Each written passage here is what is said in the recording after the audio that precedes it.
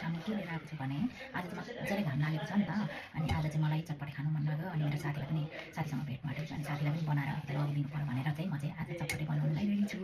अनि हेर्नुहोस् यसमा चाहिँ आलु अनि हरियो मटर धेरै पारेको छु अनि यहाँ चाहिँ पिरो खोर्सानी यो चाहिँ हाम्रो नेपालको अक्काबरी खोर्सानी जस्तै पिरो हुँदो रहेछ आज फर्स्ट टाइम मैले ल्याएर यसो चाखेको पिरो बट्टामा पाउँछ प्याकेटमा चारवटा मात्र हुन्छ अनि चटपटेमा त अब हरियो खोर्सानी मिठो हुन्छ नि त ताजा अनि प्लस यो धनियाँ अनि प्याज रातो प्याज अनि बन्दाकोपी अनि यहाँभित्र चाहिँ टमाटर पनि छ अनि मैले चाहिँ अब किन धेरै उयो गर्नु भनेर चाहिँ एकै ठाउँ मैले यहाँनिर रेडी पारेको छु चटपटेको लागि भुजा चाहिँ मैले अस्ति एकचोटि खाइसकेको अलिकति धेरै छैन अनि त्यसपछि चिप्स पनि खान्छु मलाई मिठो लाग्छ चिप्स खाएर चटपटेमा चिप्स खाएको मिठो लाग्छ अनि प्लस यो हरियो भुटेको मटर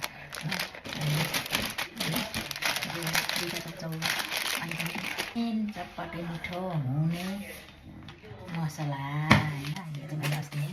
पिनेर राखेको यो चाहिँ हो मेन चटपटे छ म बनाउँदैन किनभने अहिले छिटै छ नि त खाना खानु मैले चाहिँ चटपटे पनि खानाकै साटो खानु आँटेको अनि अब 12:30 बजी अहिले 12:15 आउँदिनँ फर्स्ट टाइम